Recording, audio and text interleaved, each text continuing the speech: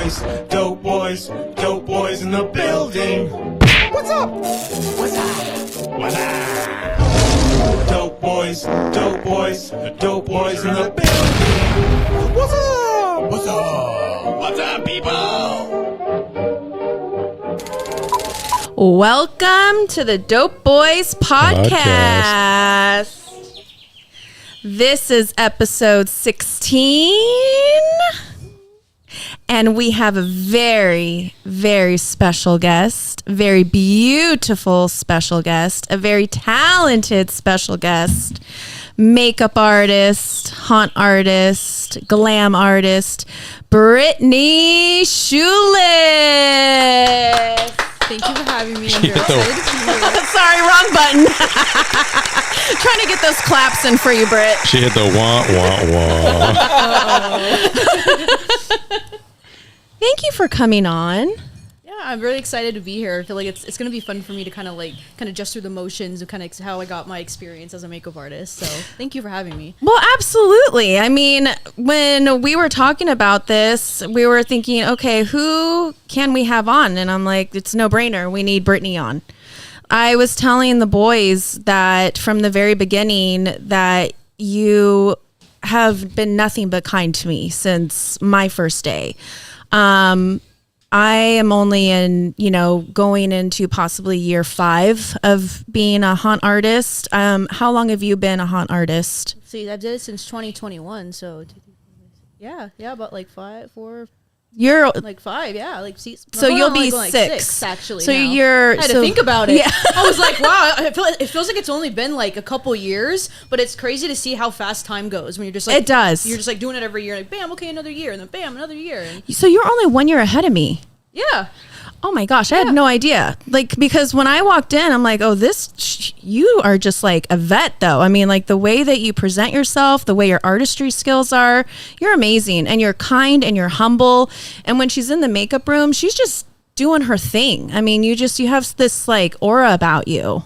Oh, thank you. I know. I feel like I'm trying to like tell people like I'm not mad. Like, if I'm not like talking to you while I'm talking to my people while I'm doing their makeup, because see other people engaging in conversation, they're going for it, laughing, and I'm like here like I'm locked in. Like I'm locked in. Like I tell people like I believe it. I'm not mad at you. I just get super focused and like when I'm doing my zone, like I'm just trying to get through the motions and do it. You know what I mean? Well, yeah. Like I'd rather my makeup artist do that. Not gonna lie. Yeah.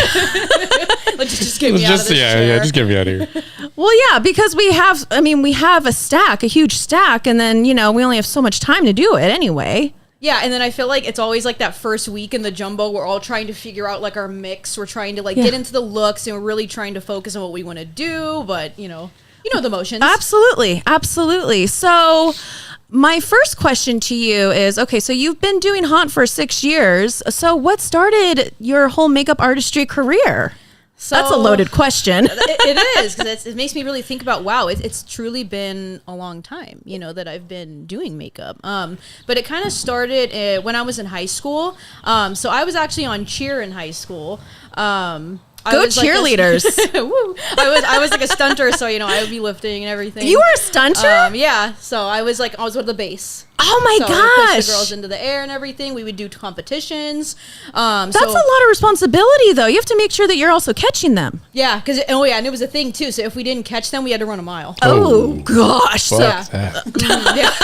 And I'm not a runner, so I was like, got it. We're catching them. We're makeup artists. We don't like to run. No.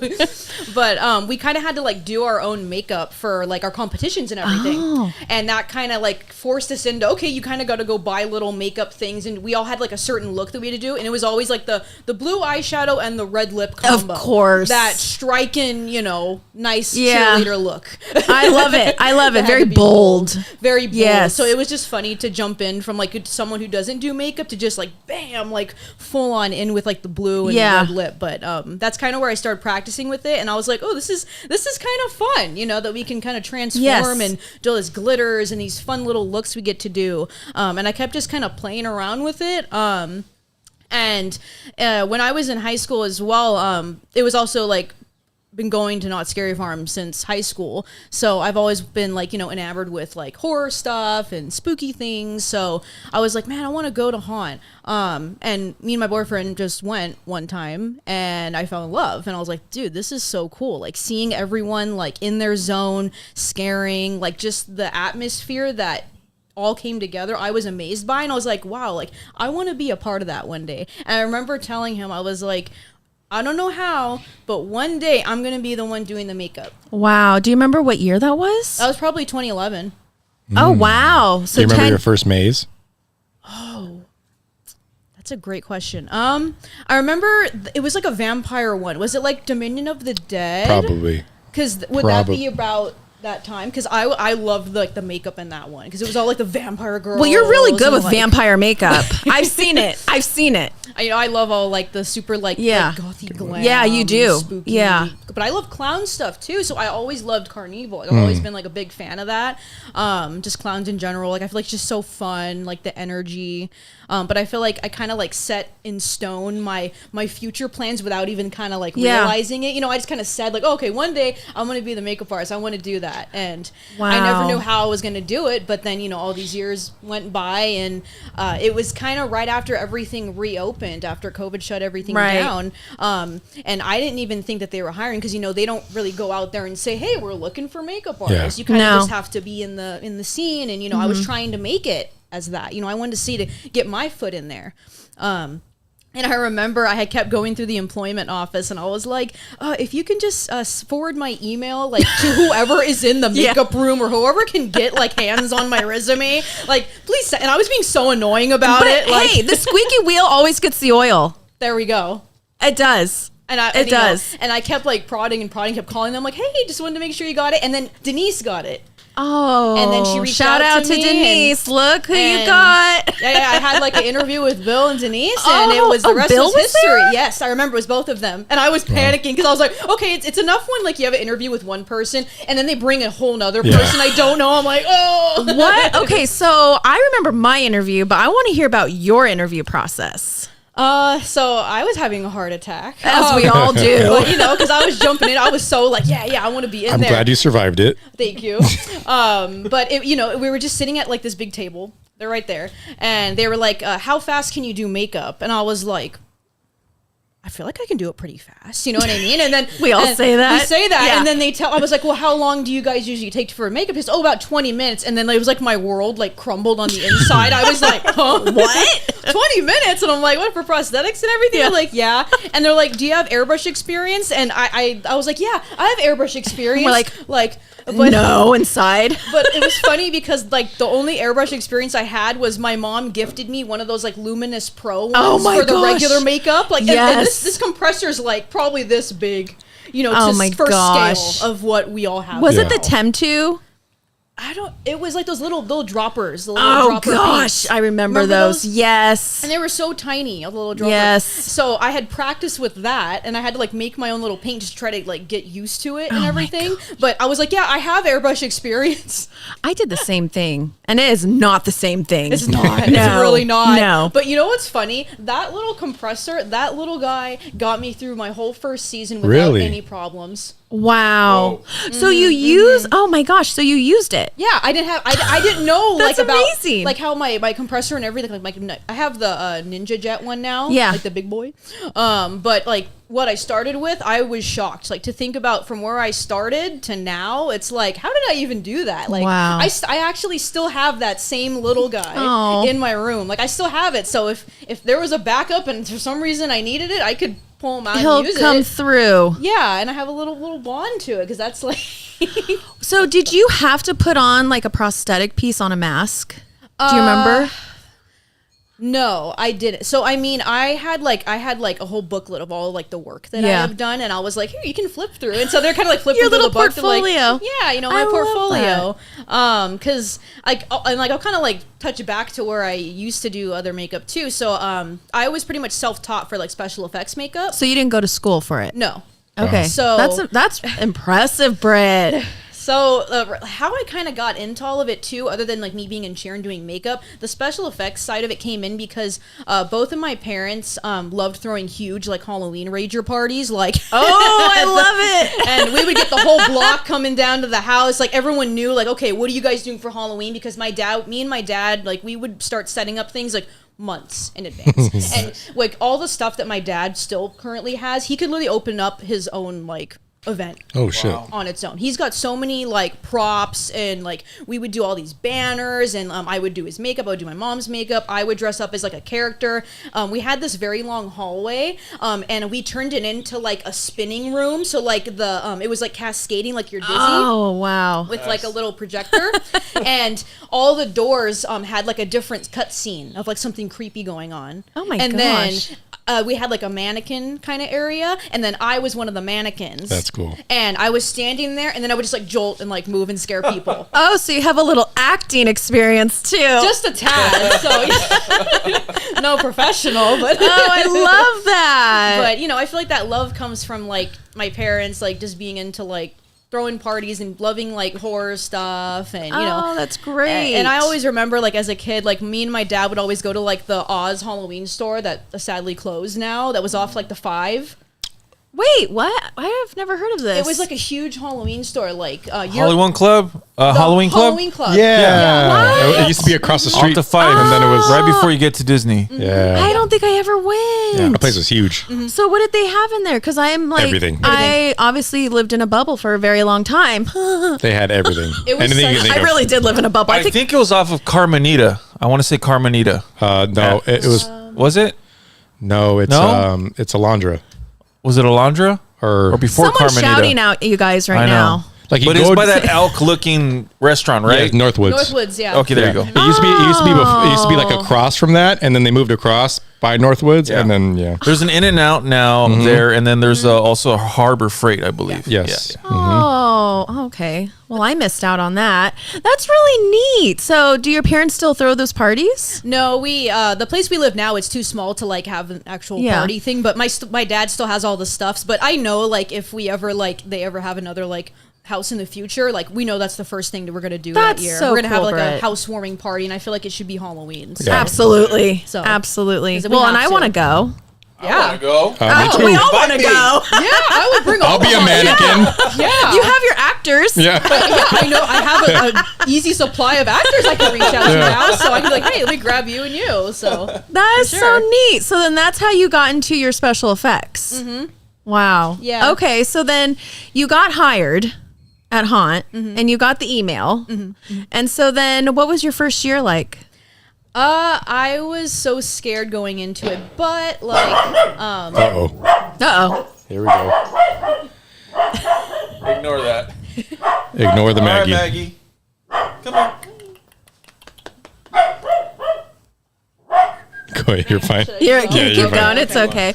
Yeah, tell me about your first year. so my first year, everyone was so supportive. Like, you know, like coming from like other Yeah. beauty environments, it can be so catty. It can be Yeah. so like, bam, bam, bam, like everyone's Yeah. like, going, you know, but it was not like that at all. Everyone was so friendly, and everyone was just so helpful for me. Like, and you know, this was completely a new environment for me, just to be doing like an airbrush and then like 2D makeup, whatever they need. Yeah. And with a 20-minute time constraint, it feels like so much to ask for. And I'm over here like, okay, how am I going to do this? Like, I was like panic attacking the whole first week because I was like, I don't know if I made the right decision, you know? Yeah. Because it was all, I feel like I was mostly like in my head, As we all are. you know, and I was like, Yeah. okay, like I don't think I can do this, but you know, with the support of all the other artists around me, like I learned so much. Like I remember Sammy was my neighbor. Oh, Sammy was mine my first year. And she had taught me so many amazing things. So shout out to her. Like, I mean, Shout the whole out, Sammy. team, like the whole team of artists. Like, I love them all. Like, everyone is so different in their own ways, like with their artistry, and like everyone each has something that's like they're especially good at. You know what I Yes. mean? That I'm like, wow, they're the Yeah. king or queen of that. Like, they kill that. You know what I mean? Your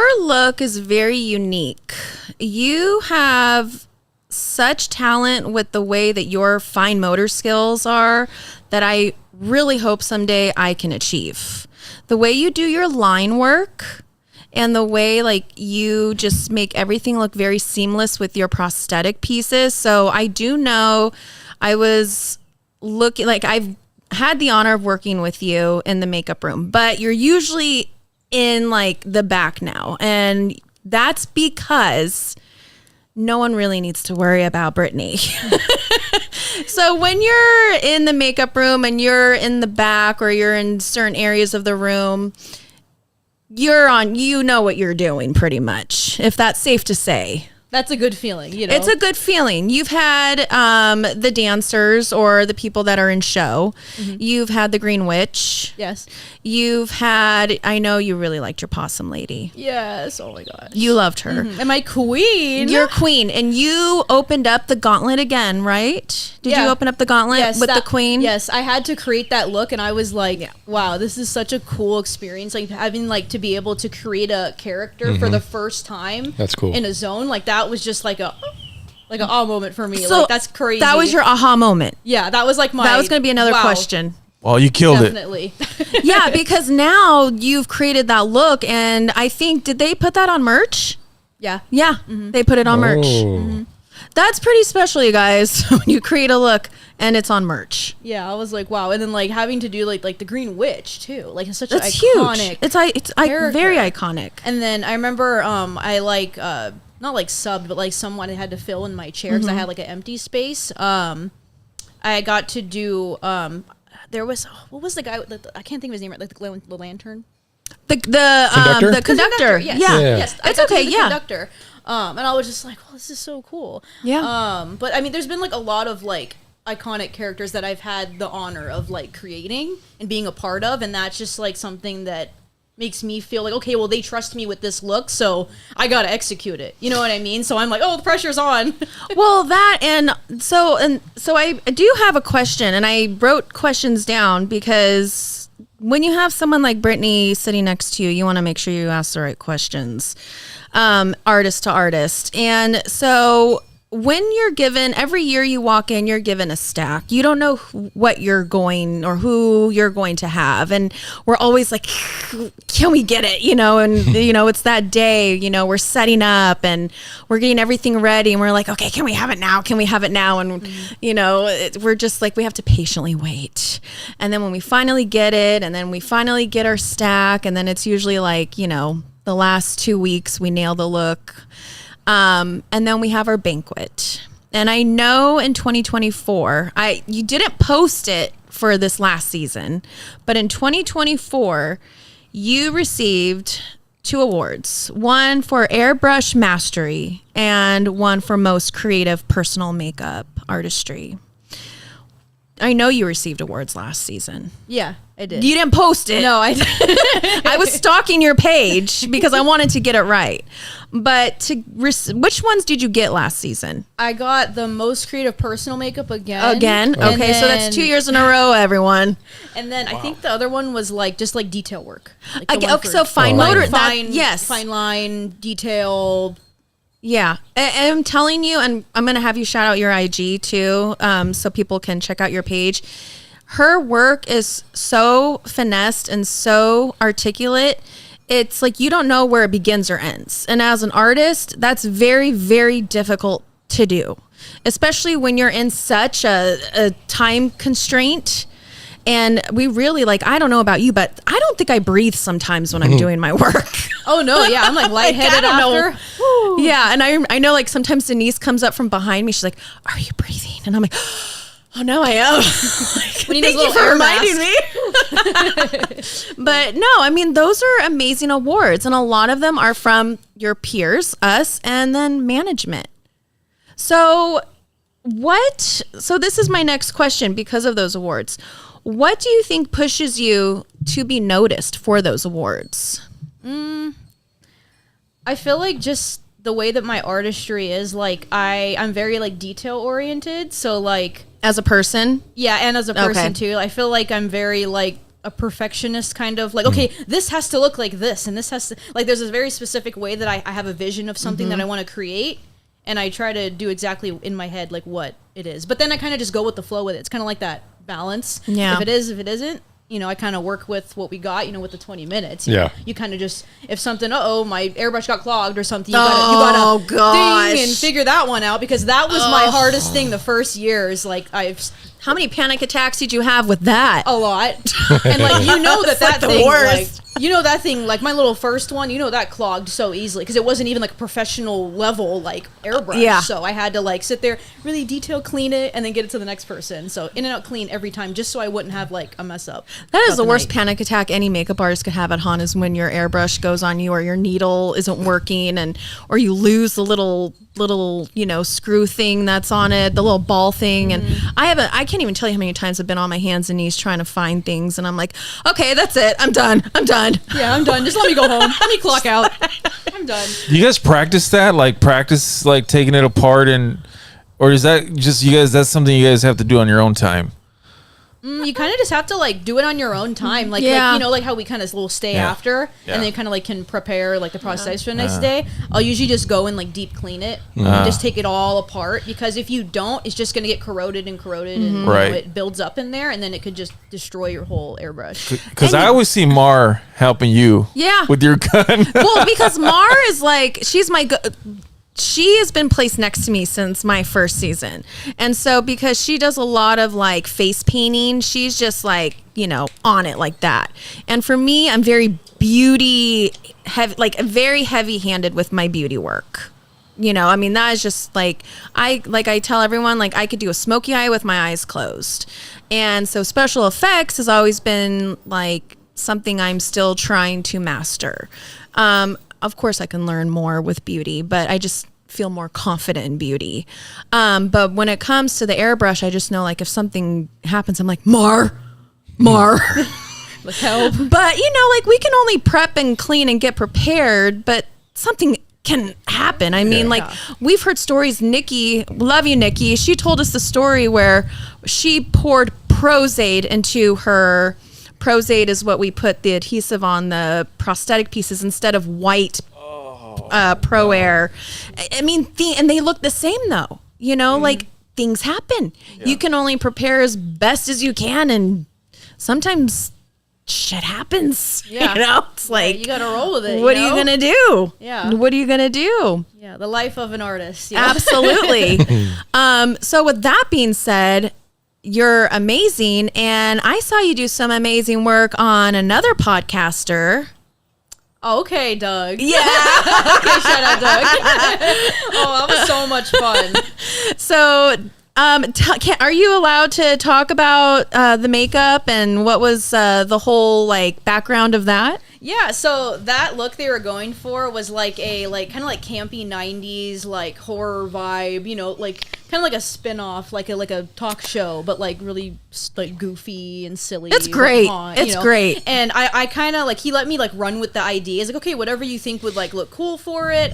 So I kind of went with like a old funny like play on like Frankenstein. Oh, I love it. So that's kind of like where I did like some scarring, I did some texture, green of course, and you know, of course, like Doug, he's gonna like bring whatever you do to life, no matter what it is. Like I was okay, like whatever I can put on, like he's gonna kill it. So how did he approach you with that? He had just asked me like, hey, are you up for like doing like creating like a look for like my show, little thing that I wanted to do. So it's your own look again. Yeah. That's so neat, Britt. So like, you know, we were kind of like kind of spitballing answers, like things, okay, what do you feel like? Do you like this? We were kind of going back and forth with it, and he was like, okay, well, it's up to you. You know, whatever you think would look cool. So, and that's and it does look cool. I came up with the Frankenstein kind of vibe. That's It awesome. looks really cool. Interview with a monster. Interview with a monster. Well, and you've done body airbrushing as well. Yeah, I did like a full body one. Man, that was fun. That was like my first like full body one. Well, like half with the one, red, but red. Yeah, I saw that too. And then I handmade like claws for him too. Wow. So like that I like glued onto his hand. So How'd they looked you do like that? So they have this stuff called foam clay. They use it a lot for cosplays and stuff like that because it's very lightweight. So you can make like armor pieces out of it, and you could wear it and it wouldn't like weigh you down. That's cool. So, but you can like, it's very like, it's thinking like Play-Doh. It's like your Play-Doh, but it dries pretty fast. But once it dries, it's very airy and lightweight.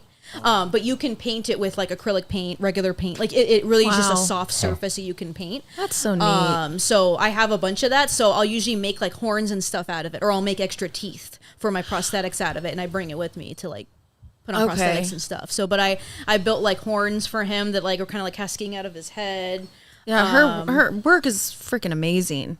But I feel like a lot of the stuff has been like trying to like, you know, when you try to like DIY like a look from home, you use like, you know, powder or like, you know, you powder and like glue, you know, like it's kind of started with just like, what can I make with stuff at home that's easy? And it's also still me trying to figure out what can I do with stuff that I have at home so I don't have to go buy, like blow a bunch of money on stuff, you know what I mean? Like if I don't have to, if I could just make it at home myself, you know? Right. So I'm a very DIY. If I can do it myself, I'll do it type of person. So And all of this started with your family's Halloween parties. yeah, because everyone was like, oh, what look are you going to do this year? And then I kind of started doing more and more makeup looks and everyone's like, oh, my mom was like, you really have a talent. But like, I feel like the big moment that kind of like was the click on switch for me was through one of my teachers in high school. She actually knew a professional makeup artist that did work for the Grammys, the Oscars, like runway shows. She's done it all. Like, I'm shouting out Elsie. Love you.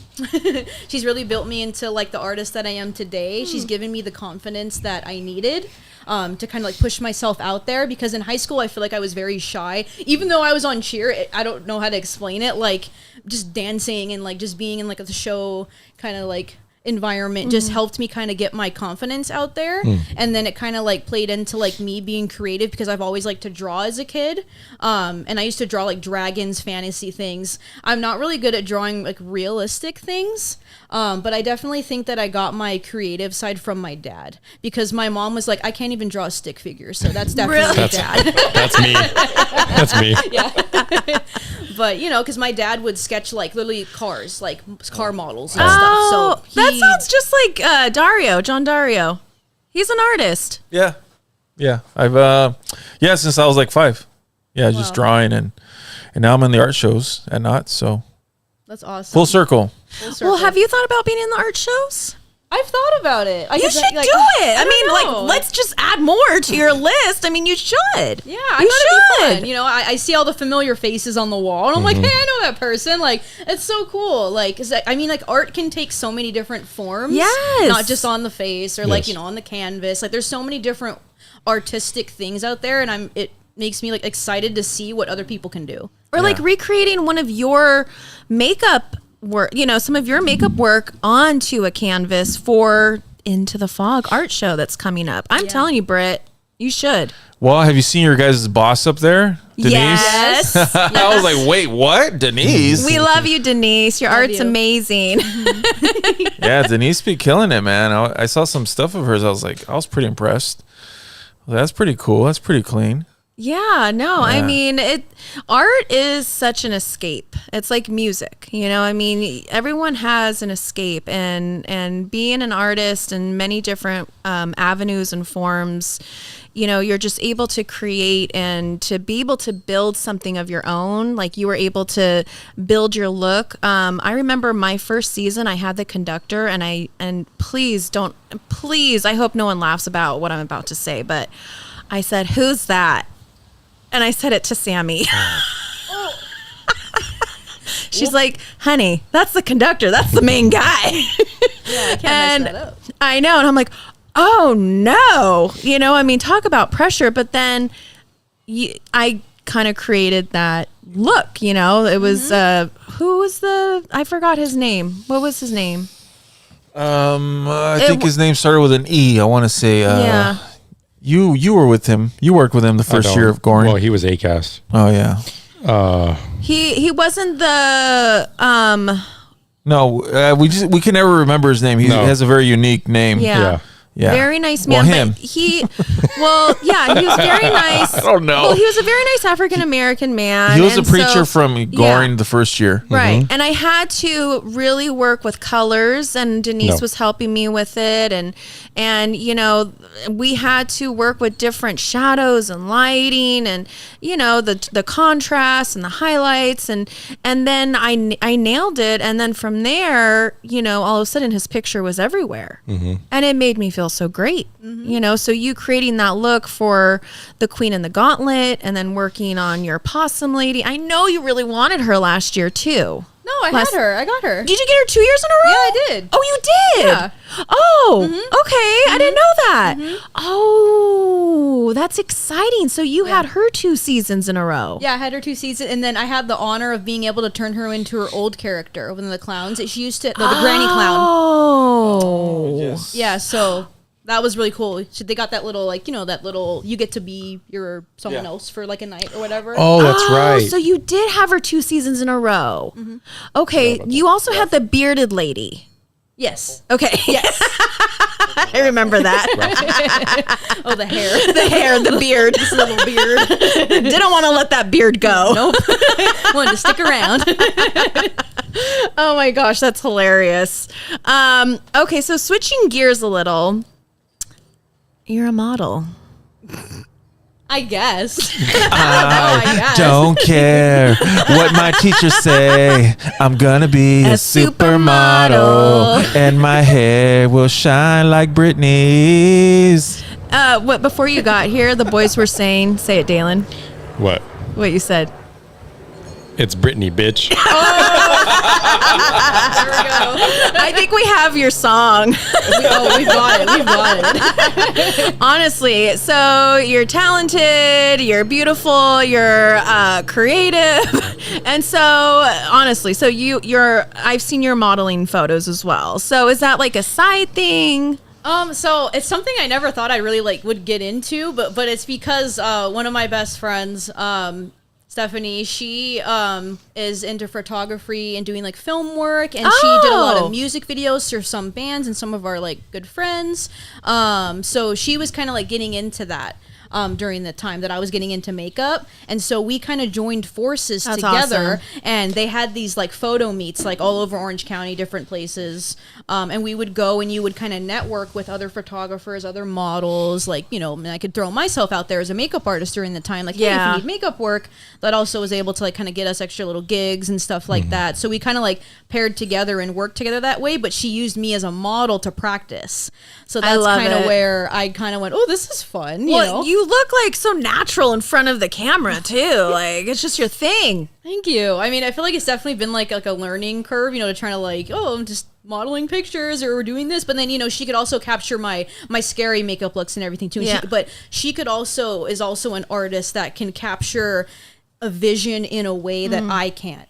You know what I mean? Because she's a photographer, and she like people that have that eye for certain things, like that's her eye. She can like get a vision and put it on the camera. And I would be like, how did you even do that? Like, something that they can see that we something can't. that I know that she can just instantly, she's going to nail it, Wow. I think modeling's a little hard. One time I had to like get headshots, and like after a few pictures, I was like over it. I was like, just get the shot. Yeah. What do you want me to do? What do you want me to think about? It is hard. I think it's hard. I've worked with models on sets, and I'm telling you, like what these girls go through, and men.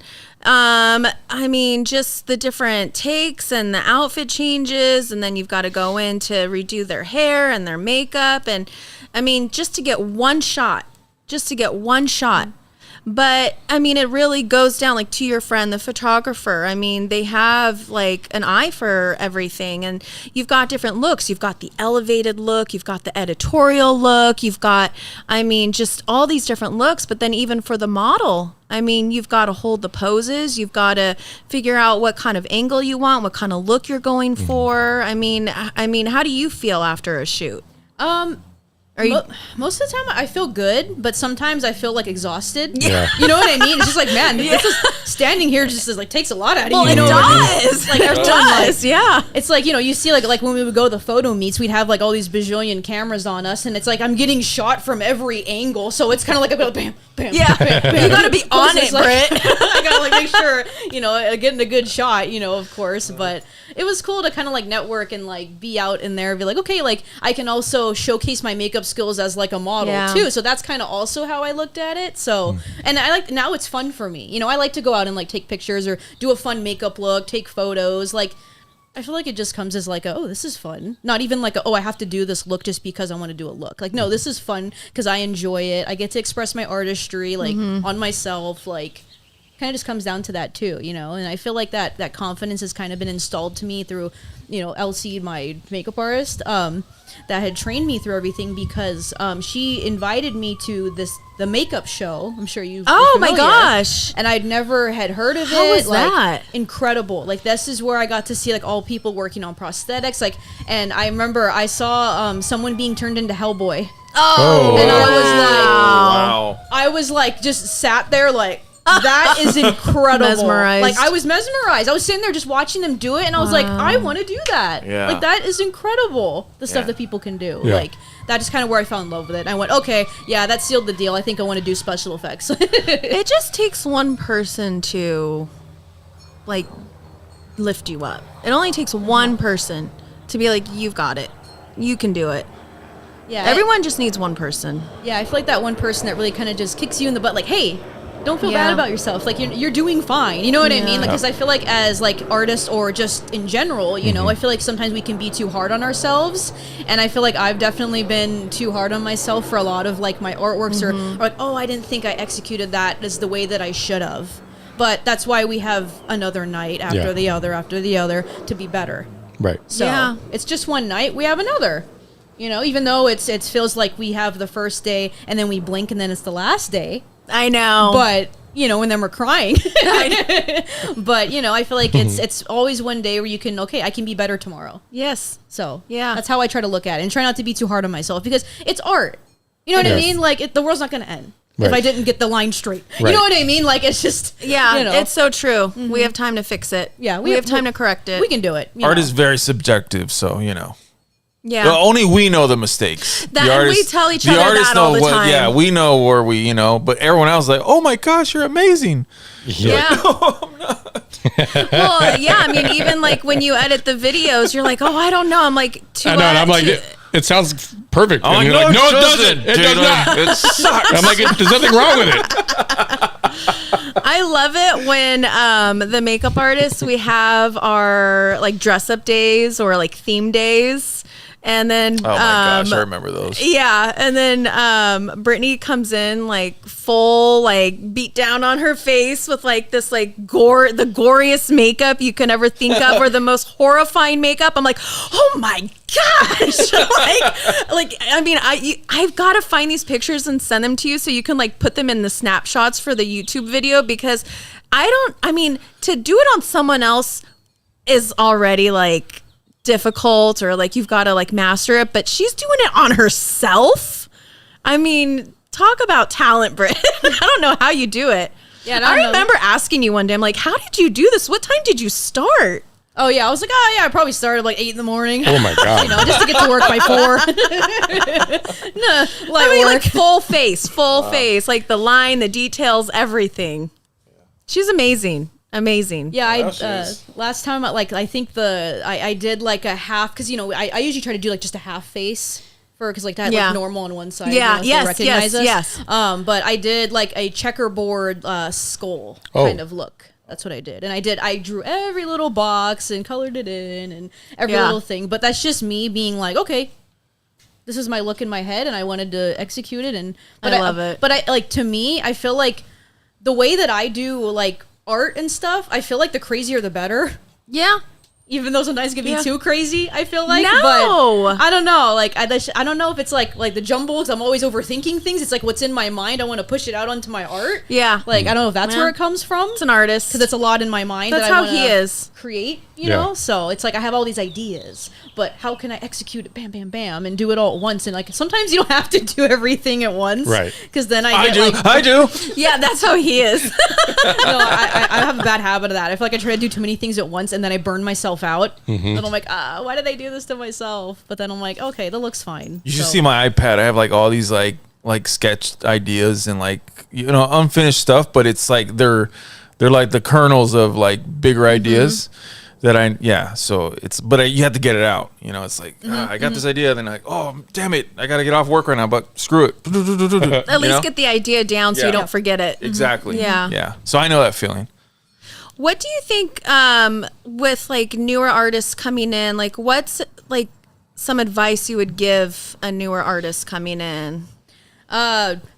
don't be afraid to ask questions. That was my like big thing because Yeah. I always felt like, oh, I'm asking too many questions. I'm bothering them. You know what I mean? Like I'm bugging people. Like, hey, I'm being annoying again. Yeah. I'm gonna bug you. You know what I mean? Like I should know Yeah. what I'm doing. But like, you know, I feel like I like ventured out to like ask different artists through my first years, like what, like how do you like do this texture, or like how do you do that line work? You know Same. what I mean? It's because What brushes do you use? like, yeah, what brushes are Yeah. you using? You know, like what is your technique? Because your technique may be way different than someone else, but it might actually be easier for you, you know? And it's cool to see like different ways that people can do things. So Yeah, I agree. It's sometimes you don't want to be the one to ask the questions, but you may be asking the questions that someone else wants to know too. And, you know, I've always thought it'd be fun to also be on the other side, like being a scare actor myself. Like, I always thought that would be fun. That would be. Like, but I'm like, oh my gosh, like I hear all these like horror stories, like of all the things that terrible people do. And I'm like, oh, Is that true, Dalen? Not at all. Nothing happens to us. Wait, were you? It's all rainbows and butterflies. Yeah. Did you get the opportunity to like try to go out that one year when we were all going out? It was like 2 seasons ago. I wanted to, but I never like went through with it. Oh, yeah. And I'm Britt. like, I should have done it. I regret it. I You really definitely regret have to it. do it. I need to do it. 'cause Next time you have to go. You have to. You have to do it at least once. Where would you want to go though if you got to pick? Carnival, Yeah. hands down. Yeah, that makes sense. I've always loved like clown makeup and just be. I feel like me as like if I had to be a scare, I'd really be like upbeat, up in your face, like really like irritating, and just be like, I'm here. Okay, so what kind of clown would you be? Because Ooh. they have jobs now. So Oh yeah, I have a role now. Probably, I don't know. I love Makeup animals. artist clown? Makeup artist.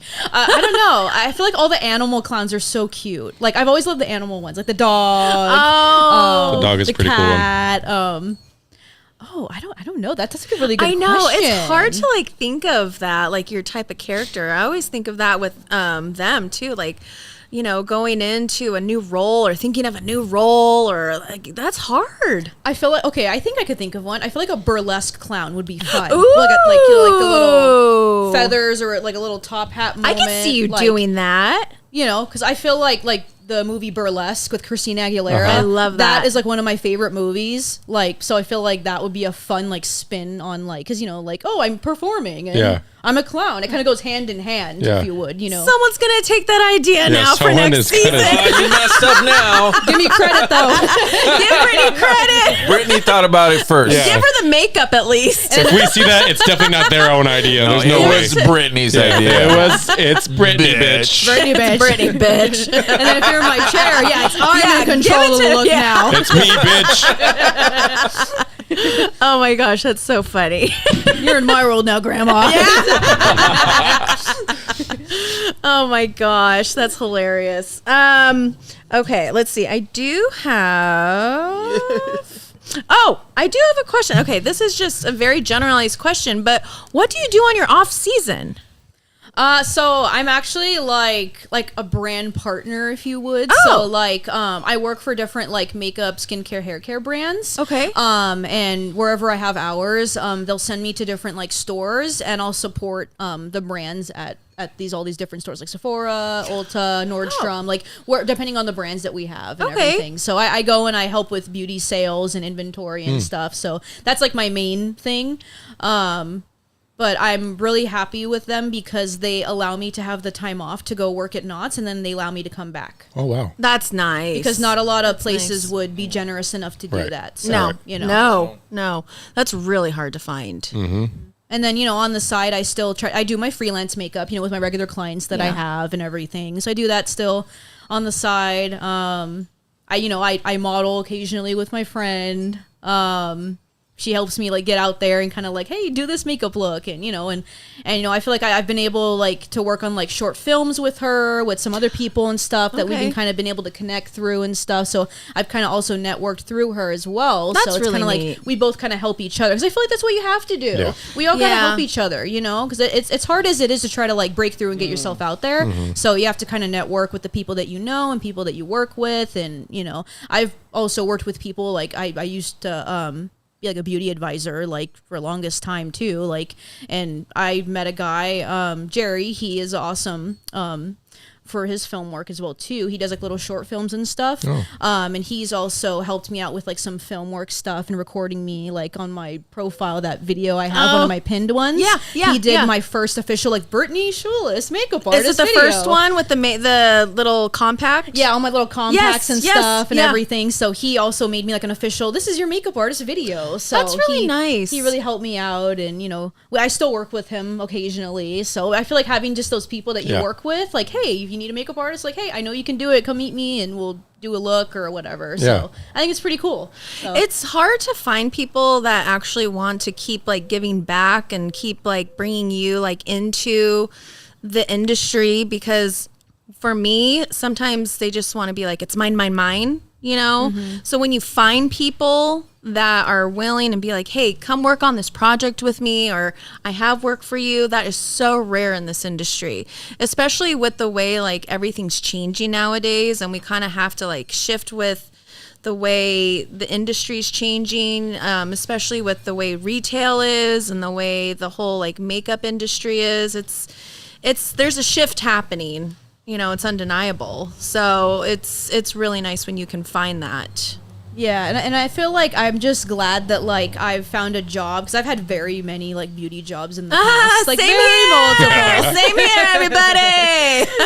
So it's no, it's just like going through the motions. And It just, is. You know, It's hard in our industry. A lot of people don't understand like how hard it is to find something and then just to like stand still on it, because you're constantly having to hustle or move or to grab it.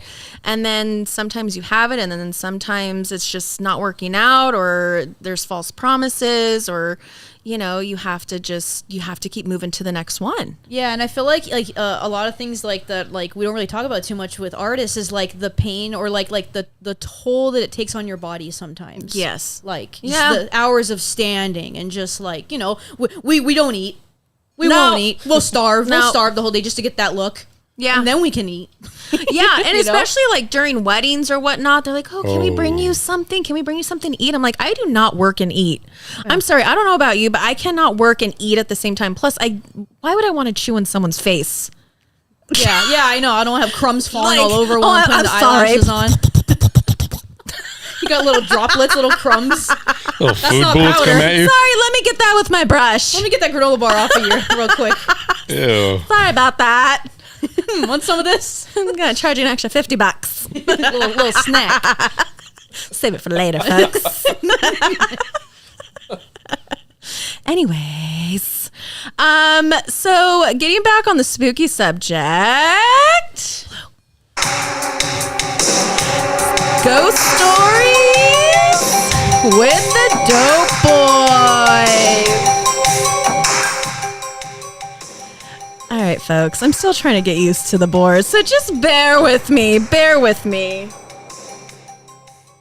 Yeah. Okay, sorry, folks. This is Ghost Stories with the Dope Boys. All right. We're doing it again. Oh. I know. I put it back up so I don't forget to put the volume back up. We'll get there someday. Manning the board and everything. I'm going to give a shout out to my boyfriend real quick, because I don't know how you do everything from manning the board, manning the laptop, making sure like everything's good. And you too, Dalen. Like, I don't do anything. You're not supposed to say that, Taylor. I mean, usually like I'm in the background and I have like my phone. I'm like, okay, I'm going to be the professional one. I'm going to be the Robin, like on Howard Stern, you know, and put in my little questions. And here I am like trying to do it all. And sometimes I'm just silly goose Lindsay, you know, and it's hard to do that. So kudos to you, sweetie. That's hard. So Brittani. Yes. Do you believe in ghosts? Yes. Oh. Yes. Dum dum dum. I have a story. Oh, yes! We love stories. We have a story. Yes. Naughty, Okay. naughty. It's all yours. Speak away. Okay, so you know how they do those like ghost tours in like San Diego and stuff like that? Okay. So we recently had a little trip to Temecula, and I found this guy that does like Old Town Temecula ghost tours. And he's very knowledgeable. He's lived there since like the 90s. Like he's experienced a lot of interesting things. He knows a lot of the people that have lived there and like have owned the businesses, and he's had like EMF sessions. And he actually brought his EMF detectors and everything to have a session with us as well, because it was supposed to be a group of us that went, but it ended up just being 2 of us. So it's just like me and my boyfriend. And he was like, okay. I was like, oh, well, are there other people joining us? He's like, no, I guess it's a private tour for you guys tonight because nobody else booked it. And we're like, okay, cool. Wow. So this trip actually wasn't gonna happen, but it happened just because like this also kind of feeds into the story of why I'm telling this. So unfortunately, that morning we already left when we were there. My little Cooper, my dog, he had cancer. He had a cancerous tumor that was on his leg, and unfortunately, it kind of started taking over him, and he wasn't doing well with it. So we had to unfortunately put him down. Sorry. But it happened just so fast that morning that he was already gone. Like by the time I found out, you know, and it just kind of hit me like a truck, and I was like, I don't even want to go in this trip anymore. Like, you know, I already booked it. Like, I would have been out the money, but I was like, I feel terrible. Like, I wasn't there for him, but it happened so fast. Like, I literally FaceTimed him, and he knew that I was, you know, he knew I was there. Of course. He was there with my parents and my other dog, so I know that, you know, and I feel like I shouldn't like sit home and just be sad about it. You know, I feel like I should just go and enjoy the time that I was supposed to have, and maybe to get my mind off things, you know, for the day. So I said, you know what, let's just keep the day as we were supposed to do, so I can kind of get my mind off things. And we go to this ghost tour, and it's really cool. He's showing us all these old buildings, and then our last stop, he takes us to this old like hotel that still runs as a hotel. You can still stay there. He knows the owner. He's had multiple experiences, but he said that the ghost of a little boy that died in this house still remains in this house. And occasionally he'll mess around with people while you're sleeping or whatever. And sometimes he'll come out and like to play in the patio area, but the patio area was closed off, so you can't get to it. But he knew the guy that owns it, so he had a key. And he says, I don't usually do this for you guys, but he says when we usually have a big group, we do it. He says, but I'm still going to take you guys back here, and we're going to have our own personal EMF session tonight. And so we all went in the back, and it was so creepy because it was like pitch black back there. One little lantern light that we had right on this little picnic table. He has like 6 of these EMF detectors that he puts around like the table. And we've been holding these ones all night, you know, because they've been kind of pinging, going off. But he made sure that, you know, our phones are like away, so it's not like setting it off by accident or anything. So I'd put all my stuff away. We're sitting there at the table, and, you know, this tour guide has no idea that, you know, my dog passed away that same day.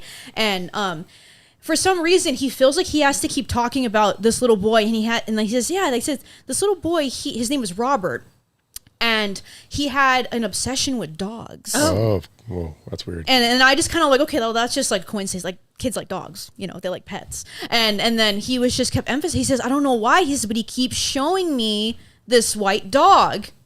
My dog, little white dog. And I instantly thought, okay, like I told myself before we went on this tour, I said, Cooper, if you made it to the other side, can you just give me a sign? And I said it to myself in the car. When we're doing this EMF session, he said that usually Robert likes to talk to girls, so he'll usually get more reacts out of women that will talk. Because we were all trying to talk, and like every time I would say something, it would light up to the, and like if you know if it goes to red, that's the highest frequency that it gets. You know, that's like the strongest ping you can get. And I had asked, I said, Robert, are you here? And then a couple seconds went by, and it pinged right on the one in front of me, and I said, oh, are you sitting next to me? And then the one next to me went off. And then it was just so, I'm getting chills right now thinking about it. But you are. I had like these little chills. Yeah, I'm like, it was just such a like, oh my God. And then I had asked, I said, do you like dogs? And then all of them lit up. The whole table lit up. I have a video of this, by the way. You do? I do. I have a video of it on my phone that the guy had recorded our session together. So I have this on my phone. And then I said, Robert, I said, is Cooper here with us? And then all of them lit up. Oh my god! And then I just started crying. And then the tour guide's probably looking at me like, why is this girl just like having a meltdown at the table? And then I had to kind of just briefly explain, like, I'm so sorry. Like my dog died today. So like, I really feel like it was him coming through with Robert. But I really feel like he did. And then that same night, they had like the casino, the casino's 24 hours. And so we went there just to go like grab a bite and just hang out there after our tour. And then I also told myself, I said, Cooper, I said, can you also show me like a white rabbit? And then, not even joking, we're literally driving into the casino. What darts in front of my car? A white rabbit. No. And it was clear as day. He was like, boop, boop, boop, boop. And I was like, I just lost it. I just started sobbing. I'm like, oh, that was Cooper. Oh, Britt. Yeah, I was like, there's no way that like that. There's no way. No, it's not coincidence. There's no way. Like from the first interaction with the dog earlier in the night, and it was a white dog of all things. Yeah. Could have any kind of dog, And he said, oh, it's like a white small dog, and I was like, what? So that was just crazy to me. Wow. Like that was just like chills. That was like confirmed it for me. Yeah. Okay, like that right there is like, and I feel like something was telling me that I needed to go on that tour because I needed that confirmation from him that like, hey mom, I'm okay. Wow. Yeah, that closure. that closure. Yeah. So my baby. I think your story is like the first ghost dog story ever. Yeah. On the podcast. And almost like a positive one in Yes. a way. Yeah. Yes. Yeah, definitely Yeah. a good one. Definitely, I felt good. Sometimes you can have like these experiences and you feel scared. Yes. No, I felt like very calm. I didn't feel like scared. I felt so like at ease. Oh. And I felt like it was like him like, okay, it's okay. Yeah. Like the feeling, Yeah. because I feel like they come through with emotions. Right. You feel that, you know what I mean? Like, Yeah. for Yeah. sure. So I definitely believe that, things are out there. So Oh, we no, can connect. absolutely. So for sure. Wow. Do you ever feel anything in the makeup room? No, I've never had like a creepy experience. I mean, like the most wild thing we found was like a carcass of a possum. Oh. I've when we heard were that. I've cleaning. heard the story. I've heard it. I was there for that. Oh, please tell it. I've heard bits and parts. Oh no! Like we were just like moving a bunch of stuff. Like the trash bin where we would powder all the prosthetics. So we put it in the back room. Yeah. So we moved that whole table in that whole area, and then while we were moving it, we were like it was a bunch of dirt and stuff, and then we saw like white little shining thing, and I'm like, oh, it's a carcass. I'm like, what is that? I thought it was a rat. No, it was a whole possum. Like the tail was still like kind my of somewhat God. there. And then someone comes in. I don't even remember who it was, but I know someone came in. Was it Nikki? It might have been. I don't know. I feel like I've heard her say this story. But someone came in and was like, I want to keep it. Save the bones for me. Oh no, I don't know if that was gosh. Nikki. Actually, Who in the I don't fuck? know. I was like, They're gonna like, make they jewelry got out of it. they got it. Someone else has got it. I don't got it. Oh my god. Can I keep it? Yeah, I don't know. So I was Crazy. like, okay. You could use it as like a costume, Dalen. Jeez. Yeah, but come on. let me use it on your face. Yeah. Oh And my gosh. Leftover make jewelry fur. out of it. Ugh. We stuff it. Jeez. Oh my gosh. That's so gross. Have you felt things, Lindsay?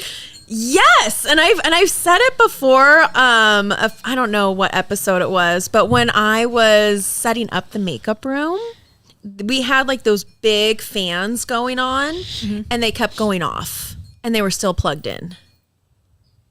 And I'm like, I'm not dealing with this. So I started doing the Lord's Prayer, and like, help me. Like Maricela was there, Denise, Mar, and I'm like, why? I'm like, it's plugged in. Why are the fans going off? Like, I mean, there's no reason. Like, there was no reason for the big fans, like where we hang our prosthetics on to dry. Yeah. I'm like, there's no reason for them to go off. I mean, like they were all going off, and then then we were like trying to like get the big old, that big old vacuum thing, the big round one with the suction cup thing and the suction thing. Then that one wasn't like acting right, and it kept going. I'm like, what? I'm like, what is going on? And then people were talking. Well, it's haunted here, and I'm like, that's it. I'm like, Our Father who art in heaven, hallowed be thy name. Like, I'm not doing this. That's funny. I'm like, that's it though. I mean, I've heard other stories. I think was it Anna's mom said she heard like a bear growl in the what? A bear growl. She had. I think hers was like the worst. Yeah. The scariest story I probably heard in in that area. Like she heard like growling sounds coming from, I don't know what part that was, where all the wardrobes at. It's the room before, like when we're walking to our room, but there's like the room before it, like the open, like when we're walking, there's a first warehouse and it's kind of open sometimes. Oh yeah. Uh-huh. I think it was that room, right? Yeah, I think so. Yeah, it's like upstairs or something like that. But she said there was like stuff being thrown around and like a growling sound like a bear. Like that's not like a regular ghost. Yeah, it was bad. Like it was like poltergeist activity. Yeah. Like, and I guess they went up there and everything was just everywhere. So I don't know. There's different levels of it. Knott's has been there for a very, very long time. Yeah. Mr. Knott was not happy that night. Well, and what I liked, and I know like it will have aired by the time this one comes out, was Jacob's story about Walt. Oh, Walt Disney? Yeah, that was a really cool story. Yeah. So Jacob, the old lead in Goring 20s, so he was saying how he used to work at Disney and how he used to always hear it was like a cough, right? Smoker's cough. Smoker's cough. The buildings in Burbank, right? Like the old animation buildings. That's what he said. Yeah. So where where Walt's main offices were in Burbank, that's where he heard the coughing sound like early in the morning, and he thought it was another employee, and then like he just kind of put it in the back of his mind, and then after, I guess he was talking to somebody, and then it just kind of came up, and they're like, oh yeah, the guy was like, oh yeah, that's Walt, and Walt was known to have that cough because he smoked, because he was a smoker, and then that's how he kind of let people know that he was kind of in the building too. Yeah, like the newer people. See, and that wouldn't even freak me out because it's Walt Disney. You know that's I think to me that's kind of neat. It's the happiest place. No, yeah, it's the happiest place on earth. That's what they say. Or like you hear those things where they say if someone was like a smoker, you smell the cigarette smoke when they're not around. And that happens like with me and my mom, with my grandpa, because he was a heavy smoker, and we smell it. Me too with my grandpa. Oh, you never told me that. Yeah, I've like there was one time I was like 2 when he'd passed away, so I technically shouldn't know how he smells. But there was one time when I was in like middle school. I got home from school and I was just in the living room and I just had this smell, and for some reason, like in my head, it was my grandpa. Oh. And then I was like, "Hey, Dad, it smells like Grandpa Andy in here." He's like, "It does, but how would you know that?" You know what I mean? I don't fucking know. But oh wow, yeah. Weird. Yeah, it's like a mixture of like cigarette and like cologne. That makes sense. Oh wow. Yeah, it was weird. Yeah, and it doesn't. I feel like I can't explain it, but it has like this type of smell that you cannot replicate that smell with anything. You could try to find the cologne or like the fragrance or whatever, but it has like this old timey smell, like it's from a different time. Like, and I don't know how to explain it. It's very weird. Yeah. Yeah. It's very interesting. I think that's really cool to think like things can come through with like scents or things like that. Yeah. So that's cool. My mom and my aunt have excuse me, they've said that with their grandfather, that they've smelled him. Yeah. This was years ago. But and I've heard the same thing about scents. I've never had that with my grandpa. I was very close with my papa when he passed. It was very, very difficult for me, but I had very vivid dreams. Like I could still feel him. I could touch him in the dream. Like I could like feel his skin. Like the dreams, it was almost like I was with him. Almost like he hadn't passed, like gone through yet. Yeah. But like I could like feel his skin still. I mean, it was so real. It didn't feel like a dream. It's like I was right there with him. But he told me like he was okay. He's like, I'm okay.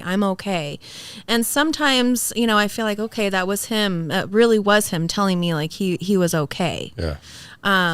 And that to me brought me comfort. I don't know if it was a dream, but I'll never forget that ever. Yeah, I've never had like a dream experience like that. Like I feel like there's definitely some people that are more in tune that will have more vivid dreams, with connections with people. But I feel like I'm not one of those people. I feel like I've had more like sense or like physical things that I see, or like physical signs that I see out while I'm out and about, that I'd be like, okay, that's not a coincidence. Yeah. Like an old company like my grandpa worked for that probably was not even in business anymore. A truck goes by with that business on it. And I'm like, that's weird. That's weird. And I'm like, what the? That's kind of weird. Like, that's happened to my mom. My mom's seen like an old business sign from his old company, and my mom's like, I think you're saying hi.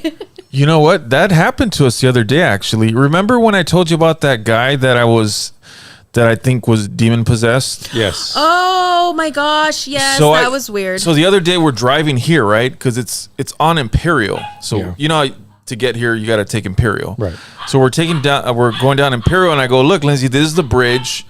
Right after I saw the guy that I feel like was demon possessed, because he looked angry. He looked very angry, and the reason why he was angry is because that day I had decided I couldn't get a ride to church, because at the time I was like 19 years old, so I was going to church a lot, and I wanted to go to church that day, and my mom was like, no, go find a ride, whatever, and I was just like, you know what, I'm just gonna walk.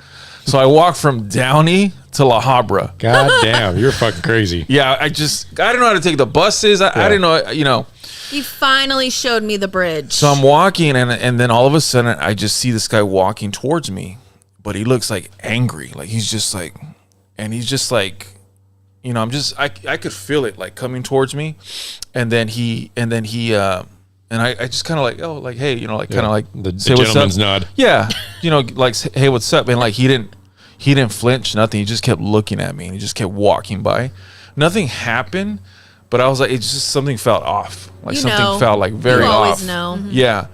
So anyways, the other day, I'm like, look, Lindsay, this is exactly where it happened. So then she looks at the street. She's like, oh my gosh, the street says Zeus. Yes. She's like, yes. Zeus, that's the name of your character from Goring 20s, the first year. Isn't that weird? Wow. So I don't know what that is, but that was weird. Because I'd never seen the name of the street, and she pointed it out. She's like, look, it says Zeus. Zeus and Imperial. Yeah. That's crazy. Isn't that weird? Yeah. So to your point, I don't know what that meant. But No, it's true. yeah. It's true. Well, yeah, there was when my aunt, she was like my great aunt or some shit like that, but she passed away in like 2014 or something like that. And so we'd always have like holidays at my nana's house, and she lived with her, so she was always there. And she would always wear like the cardigan, and she'd have her cane. She had like the white poofy hair, you know what I mean? She was like in her 90s. And she would always sit in the same spot on the couch. And it was always like the right side. And behind her was the kitchen. So the first Thanksgiving without her, like she passed, and then we had Thanksgiving. My dad, because there was 2 living rooms, and so where she would normally sit was in the first living room, and then the back living room was where like the dining table was and stuff like that. So we were all in there getting ready to eat for Thanksgiving, and my dad walked in towards the living room, and he just screamed. He went, oh, like that. And then we're like, the fuck's wrong with you, So then he walks back, and he's like, okay, I'm not going to tell you anything, but just walk towards the living room and look towards the TV. That's it. That's all he said. So one by one, me, my nana, my aunts, we all walked one by one over there. And I was the first one. I looked up. Dude, my Aunt Josie was sitting right there. I looked up and I was like, oh, fuck. And I looked and she was gone. And then my nana was behind me. She walked, she screamed. And then my other aunt saw the same thing without telling each other what we saw. But she was sitting there with her white hair, her cane. I saw her cane and everything, her black cardigan, sitting there like nothing, like normal. And then when we looked back, she was gone. And then all that was my cousin's like teddy bear. Oh, wow. That was brown. So there's no way I'd see white or black. You know what I mean? Like it was weird. I don't know.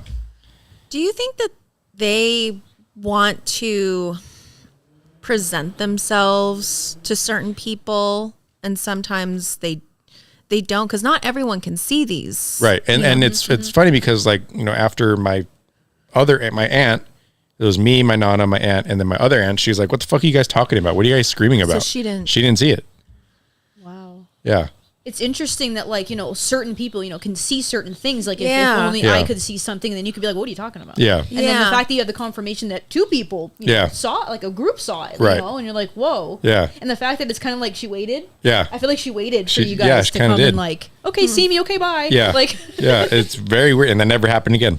Wow. Wow. Maybe that was like her, like, okay, this is my send off. Yeah. I wanted to Yeah. say bye, Yeah. bye, you know. Especially it was Thanksgiving too. It was so, the very first one out without her. Yeah. Aw. Yeah. So Yeah.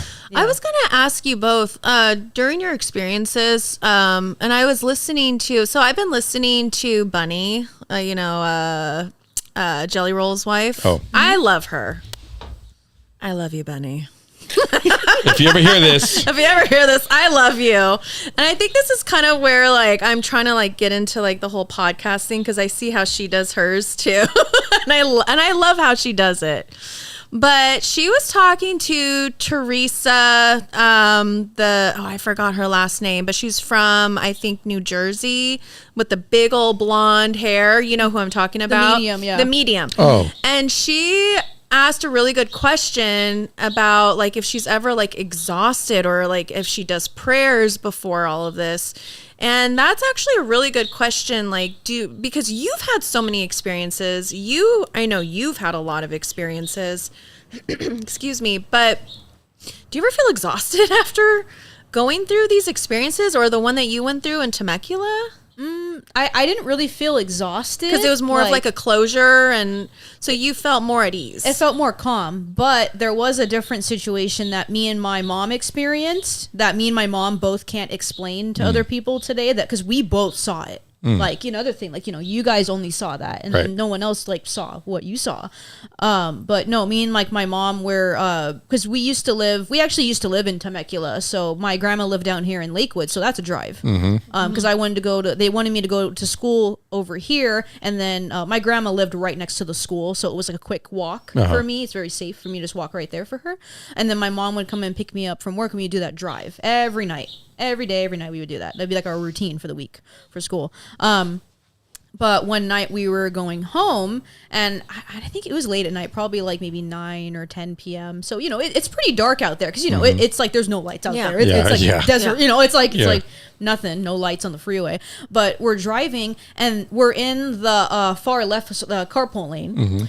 Right where the median is. So we're driving. No one else is on the freeway. I mean, there's a couple cars scattered, but it's just us. And then all of a sudden, it looks like there's a guy in a all white suit, and he has like a top hat on.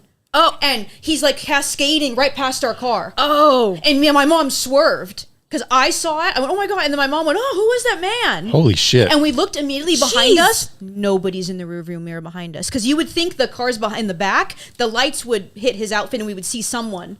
Wait, sorry. Was he on the side of the road or like in the road? It was like he was jaywalking in the middle of the freeway. Oh my God. gosh. Like he was trying to make it really quick across. And Oh, we used no. our car to run past us. And it looked like we were going to hit him. So my mom swerved. And then we looked behind and there was nobody. Oh, fuck that. Like a all white, like Really fancy old timey suit. Wow. 70s or 30s or Maybe like 30s. And it was all white too. Yeah, all white. So he looked sharp. Like he looked very sharp. Like he was like just trying to Like, make his go way. somewhere. Go somewhere. Like he's like, I got to get there. So I don't know. And like, to this day, me and my mom can't explain it. But my mom said, remember that time we saw that guy on the freeway? I'm like, yeah. I mean, I feel like it's a good sign that he was in all white. Because I feel like that's always a good. That's true. always a good Yeah. thing. Like my aunt was at like back, I don't know, it was the 80s or whatever. Whenever she was a teenager, and she went to like a club in L.A. And as her and her friends were walking to go in through the parking lot, this man came and like attacked my aunt and like kind of she just felt like he was like punching her. Turns out he stabbed her, and so as like, she was like, bleeding out in the club, and they're waiting for the ambulance and like they had the ambulance come. But what she remembers is the man, the bodyguard, that like helped her and like picked her up and whatever he did. He was in all white. All she could remember is he was in all white. He wasn't in all white, but from what she remembers and what she saw was he was in an all white suit, but he was in like an all black suit. So like an angel was So there. like he was, yeah. Whoever the angel was, like, she saw him in that Wow. dude, I guess, or whatever. So, yeah, weird stuff. Wow. But wow, that's amazing. Jeez. My pastor went through a similar situation years ago when I was little. He was in a car accident, but he saw an angel come in front of his car where it kind of veered him off. He still hit something, but it wasn't as bad as it could have been. But he told the story when I was a little girl, and he said there was an angel, a white angel, something white in front of him that veered him off instead of like this deadly crash that he could have been in. But very similar to that. Well, when we went to Vegas not too long ago, or like in January, I think it was, we were driving out there and we stopped at State Line to get gas. And I was just about done pumping gas, and this dude comes out of nowhere, and I'm very like aware of my surroundings, and this dude just came out of nowhere, and he was like, "Hey man, like, I can't remember exactly what he told me or asked me, but he basically was like, hey, like, we ran out of gas. I'm with my family. I don't have any money. Like, is there anything in any way you could like help me?" And I was like, "Oh, like you need like money?" And he's like, "Yeah." He's like, if you can like help me get some gas so I can get home. And I just had put like a $50 bill in my wallet that I got from like Christmas. And so I was like, oh, as I pulled it out and I was like, here. And he's like, "Are you sure?" And I was like, "Yeah, take it, man." And then like gave me a hug, and then he was gone. And I didn't see him go to his car, or like he literally went to the right, and to the right of me was like one car, but he didn't go to that car, and there was no other cars around. So I don't know where he went. He just disappeared. And then we drove on to Vegas, and we just missed we ended up having to take like a detour, go off the freeway to get back on the road because there was a major wreck. Like a few minutes prior. So he saved your life. Yeah, I guess there's that. And then there's also the angel one kind of reminded me. He didn't see anything, but my uncle was at a red light, and he heard a voice tell him, "Hey, get in the right lane." So he just got in the right lane, and then right as he got in the right lane, a car from behind a drunk driver smashed into the car in front of him. Oh, something like that hhappened to me too. I just thought about it right now. Oh. But yeah, I mean, definitely I can like relate, and like, I feel like certain things, or like, I don't know if it's like your intuition or things that you tell yourself, like something says like get in the left lane, or like, turn at this street. I don't usually take this street, but turn here. Okay, I'll turn here or whatever. And there's an accident. You see it. Okay, that could have been me. That's how I look at things, But where Long Beach Town Center is? Yes. Yeah, we were there a couple days ago. Okay. We love Regal. Regal, sponsor us. Give us tickets. Like, how you're like right that main exit where like the Chick-fil-A is. Yes. Yeah. So how there's like those multi lanes where you can go straight into like the shopping center. So I'm signaling, I'm getting over, and then this guy just comes out of nowhere and cuts me off. Like, he almost clipped me, like the front of my like bumper, and I'm like, "Geez, dude," and I had to like slam on my brakes, but I'm like, fine, he's got to get to that movie, I guess. But and so John or Dalen, I'll be late. But so he's like the next car in front of me, right? So I'm at I would have been like the next car at the front of the lane just to go straight. So the light turns green and we go, and then I just happen to like hesitate a little bit, and then a big like SUV runs that light and like T-bones the guy that cut me off in front of me. Oh shit! I was like, "Oh my god!" I was like, "That karma's would have been a bitch." Me. Yeah. Dalen, because it's Brittani, bitch. But it just gave me a heart attack. So I was like, that literally would have been me, because that's we crazy. were like, it's not like someone ran the light like really quick. They ran it so late. Like the cars were already through the intersection running the light. Wow. Like where there's more than enough time to enough time. But I feel like it's those little things that like maybe detour you. Like, or is it called like the burnt toast theory, I think? I've never heard of that. What's that? It's like, okay, like I burnt my toast, so now I got to remake it, but now I'm a little behind for the day. But it could have prevented you from something. I love that. So I feel like that was my burnt toast theory. I like the burnt toast theory. So, but yeah, just like little things like that, or like, you get a little feeling that tells you like, hey, don't take this way home. Right. Or Intuition. Whatever, for sure. Yeah, but there are those rare occasions where something's just so out of like, it just seems so supernatural. You're like, you have no explanation for it. Like, I heard this story about this man who was like, I guess he was trying to feed the family, and he did you hear about that one? You told me, but I love the story. Yeah, I want to hear it again. I guess he started praying, and he was just like, I don't know what to do, God. Like, basically, I'm done. Like, I don't know how to feed the family and this and that. And then I don't know how much of a time lapse it was, but at some point this lady shows up with a cart full of groceries, and she's like, "Hey, here, this is for you." And he's like, "What? No." He's like, I can't accept this. Like, no, it's for you, right? And he's like, no. And at some point he accepts it, and it's like in the cart is like everything that they need, like everything that they usually get, like for the family. And I was like, whoa, that's crazy. That's just, you know what I'm saying? That's God. Like, I mean, assuming that the story is true, right? Right. Yeah. I mean, it's just like those things, like you just can't, like, what is that? Like where does that come from? You know what I mean? So Yeah. We will never know. The unexplainable. Well, those are some. I actually really like this. Ghost Stories with the Dope Boys segment. This was a really positive one today. Sorry, did I say it wrong?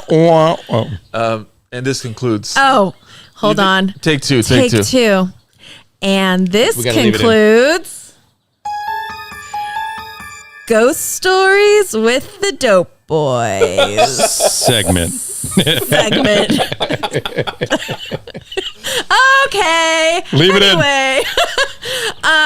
So Brittani, if you could take away anything from your creative career, makeup artistry career, modeling career, all of your experiences in life, what is something that you want your YouTuber viewers to know about you, your Instagram viewers to know about you, anything that we did not touch base on before we head out? Oh, I would say being like within my years as an artist, model, just doing things for fun. Like, don't be so hard on yourself. Like, I feel like the world as it is, there's a lot of like terrible things going on, and there's, we just have to kind of go like day by day with things. And if one little thing happens, okay, we have another day to figure it out. I feel like I've spent a lot of time like being way too hard on myself at, I should have been doing this thing by this time, or I should be in this space in my life. Or, no, like everyone's got their own timeline that they're doing their own things on, and you have your own. So whether it looks like that to somebody else, that's probably not the same path that you're going to take to get there, So just keep it going. Having an amazing support system like my friends, my artists, my family, like that keep pushing me to do the things that I do, and I'm super happy that I have that support system and people that believe in me, and I'm honored that you invited me on today. Of course. Because I'm just, don't give up. Just keep going with your art. If one thing doesn't work out, you have an opportunity to make another artwork. It's not the end. No, it you can isn't. Keep going, and It isn't. just don't put too much pressure on yourself. Like, art should be fun. You're putting a piece of yourself into your work, whether it's like you're painting or you're scaring, or you put that little piece of yourself into that, and that's what makes you unique. So, and I feel like we need more of that. I agree. Kind of what makes you, because we don't want to see the same stuff over and over. It's fun to see like the unique aspect of like what the capabilities of other people can do. Right. So I agree. And where can everyone find you on Instagram? yeah, you can find me on Instagram at Brittani Bites, BrittaniBitez, because I spelled Brittany different. So thank you, Mom. That's okay. That's what makes you unique. And like I said, as you guys could tell, she is amazing. She's beautiful. She's creative. She's humble. She's the sweetest thing ever. And you are open for clients too. Yes. Okay. That's amazing. Well, thank you so much for being here. Thank you, Dope Boys, for allowing me to have Brittani here and for co-hosting with you, Dalen. Our pleasure and honor. Aye. Alrighty. Well, this concludes the Dope Boys Podcast. Did you want to subscribe on YouTube, Spotify, Apple, and Instagram. Alrighty. See you later. Bye. Hi, all you Dope Boys fans. Thank you for listening to our episode. If you enjoyed what you heard, give us a like, a follow, and don't forget to subscribe.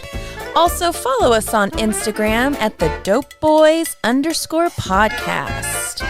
Also, turn on your notifications so you don't miss an episode as a new one drops every other Wednesday. So be ready and be dope. The Dope Boyz are in the building.